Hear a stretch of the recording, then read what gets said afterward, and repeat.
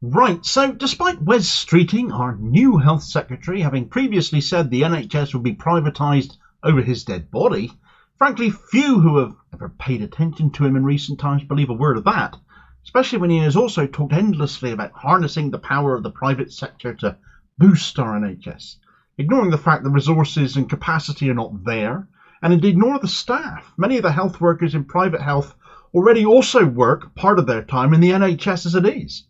But nailing on the fact that Streeting is absolutely headed down the road of NHS privatisation, and that Keir Starmer is recruiting a number of former Tony Blair figures into numerous parts of his government, there's a few more videos to come covering that, I dare say. But Streeting has brought on board Tony Blair's former Secretary of State for Health, Alan Milburn, a man who once said of the NHS is a case of privatisation or perish. He was Mr. Private Finance Initiative, PFI, that placed such a huge burden of debt on the NHS when Labour were in power before. Is Starmer simply going to rerun what we know already failed? Right, so NHS privatisation. We knew it was on the cards if Starmer were elected, if Wes Streeting held onto his seat, and despite Streeting's majority being now virtually non-existent, he's pressing ahead anyway. And in what should be a frankly nailed-on warning to the British public that NHS reform under Starmer's Labour will pretty much be carrying on with outsourcing and privatisation, the spectre of private finance initiatives at their height is being brought back to health in some capacity, though it hasn't been made clear what that precise role for Alan Milburn will actually be, other than he won't be a minister or chair NHS England, Tony Blair's health secretary from 1999 to 2003 as Milburn is, or was.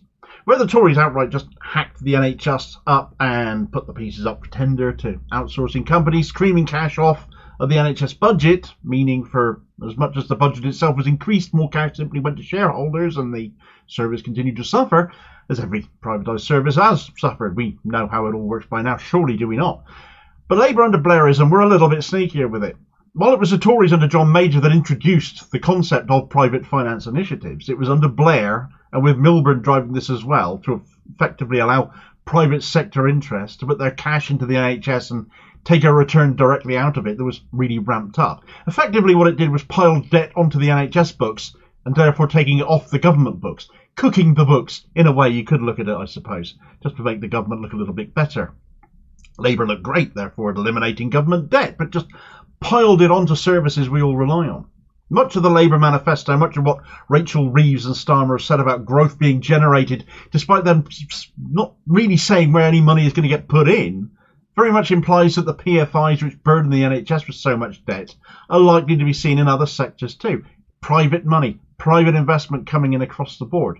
And we need to start looking out for it, because you start burdening essential services with debt, it makes it harder for them to deliver on the services we all rely on, and it should be opposed. It is privatisation by stealth. Just a slightly different way of doing so than the Tories did, allowing Labour to essentially court private health while saying they are different from the Tories. We're not doing things quite their way.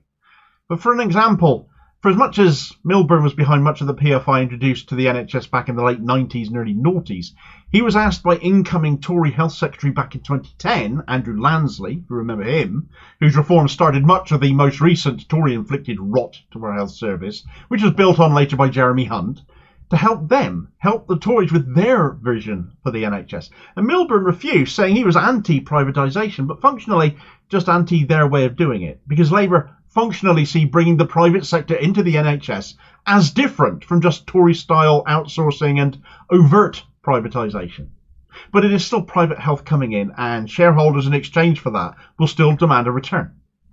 The difference at the end of the day between what Labour are going to do again, here by the looks of things, and what the Tories have been doing for 14 years, ultimately amount to no difference at all.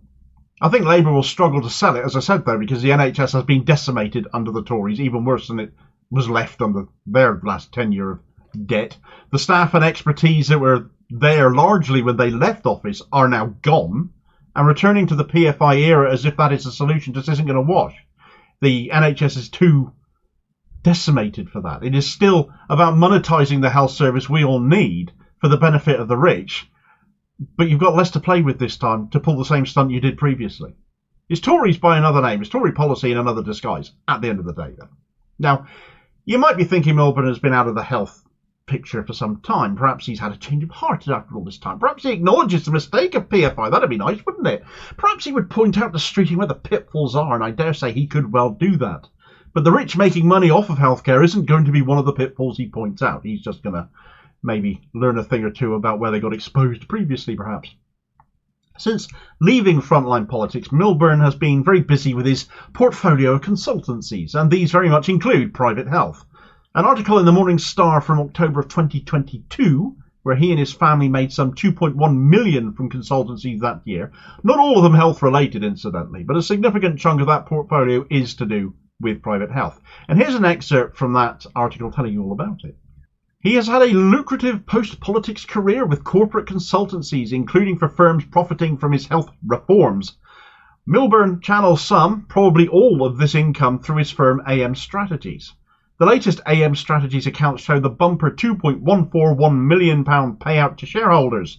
There are 4 shareholders, Milburn, his wife, and their 2 grown-up children. Assuming the dividend was paid in proportion, Milburn got about £1.5 million, his wife about £329,000, and his children each got £107,000.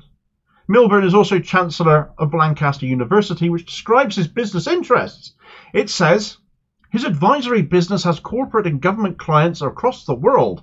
Among others, he advises Mars Incorporated and the Centene Corporation. He is a chair of the advisory board at Bridgepoint Capital, the leading mid-market private equity group, and serves on a number of its portfolio company boards. He is a board director of Ribera Salud, one of Europe's most integrated healthcare systems, and is board chair of Huma, the digital health business. He is a senior advisor to PricewaterhouseCoopers government and health industries practice. So it looks like this advisory business is behind Milburn's handsome payout. Milburn has been working for Bridgepoint Capital since 2004. This private equity firm in turn does well from NHS outsourcing by buying and selling private health firms that were NHS suppliers. US health giant the Centene Corporation has been trying to break into outsourced NHS services for some years. Management consultants PricewaterhouseCoopers profited from NHS PFI schemes and advising other clients looking to profit from NHS privatisation.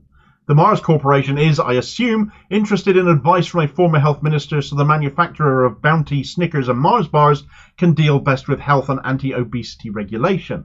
As well as privately advising these firms, Milburn also publicly promotes NHS outsourcing, though not without controversy. Last year, the BBC issued a rare apology for failing to tell viewers that its Newsnight pundit pushing NHS privatisation, Milburn, was not just a former health secretary, but also has much more current and very lucrative interests in health privatisation. Milburn appeared on Newsnight last November on a segment on the NHS where he pushed his familiar call for more partnerships with the private sector. Newsnight identified Milburn as the former New Labour Health Secretary, even though that was 18 years ago. It failed to identify his more current potential interests in health outsourcing due to his roles with Bridgepoint, Centene or PricewaterhouseCoopers. I think it would be a safe assumption to say Milburn hasn't changed his tune on the value of NHS privatisation. Therefore, the value to him personally seems a rather high and lucrative one. And with Starmer bringing him in, Streeting bringing him in, but to do what and to what extent, we don't know. But he's not exactly an impartial player here, is he? If he promotes the likes of Centene or Mars or Bridgepoint or any of the other health clients above aforementioned or others since 2022 he might have by this point, he would be helping to some sort of a degree. There are rumours he could become a new NHS chairman to shape Labour NHS policy in a manner that may personally benefit him at that.